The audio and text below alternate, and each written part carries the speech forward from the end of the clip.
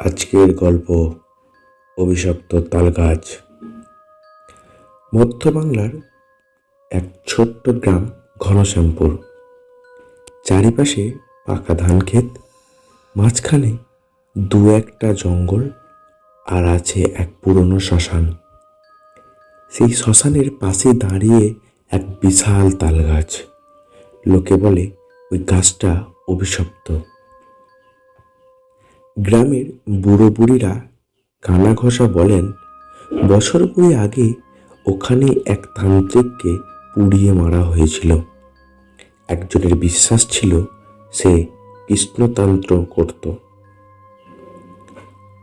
মারা যাওয়ার আগে সে নাকি শ্মশান আর তালগাছকে অভিশাপ দিয়ে গিয়েছিল, যে আসবে সে আর ফিরবে না। সায়ন্তন শহরের ছেলে, ইতিহাসের ছাত্র, গবেষণা করে লোকবিশ্বাস নিয়ে সে শুনেছে ওই অভিশপ্ত গাছের গল্প, আর ঠিক করলো যাবে ঘনশ্যামপুর। ফিল্ড ওয়ার্ক, ছবি তোলা, গ্রামের মানুষদের সঙ্গে কথা বলা, সবকিছু সে নোটবুকে লিখে রাখবে। গ্রামে পৌঁছে সে উঠল হরিদাস কাকার বাড়ি। হরিদাস একসময় কলকাতায় কাজ করত, এখন অবসর নিয়ে গ্রামে ফিরে এসেছে। তুমি এই গাছটা কাছে যাবে? হরিদাস কাকা চোখ গোল করে বলল, রইরে যাও না, এখানে এমন অনেকে গেছে আর ফিরে আসেনি। সায়ন্তন হেসে বলল, ওসব গায়ের গপ্প কাকু, আমি তো প্রমাণ চাই। রাত 11টা, ঝিঝি ডাক, দূরে কুকুরের ঘেউ ঘেউ, আর তালগাছে দুলে ওঠা এক অদ্ভুত নিস্তব্ধ চারিপাশে। হাতে টর্চ আর ক্যামেরা নিয়ে সায়ন্তন গেল শ্মশানের দিকে। গাছটা যেন রাতের অন্ধকারে আর একটা জীবন্ত প্রাণী। ডালপালা যেন হাত বাড়ায় ডাকছে। সে ছবি তুলতে শুরু করলো। হঠাৎ একটা ঠান্ডা হাওয়া বইল। সে টর্চ ফেললো মাটিতে, তাতে কিছু লেখা ছিল, ফিরে যা, নয়তো তোর আত্মা এখানে আটকে যাবে। সে চমকে গেল। কে লিখেছে, কবে? বাতাসে তাল গাছের পাতায় পাতায় যেন ফিস ফিস শব্দ উঠল। আরও একজন এসেছে আমাদের দলে। পরের দিন সকালে তার কিছু মনে নেই।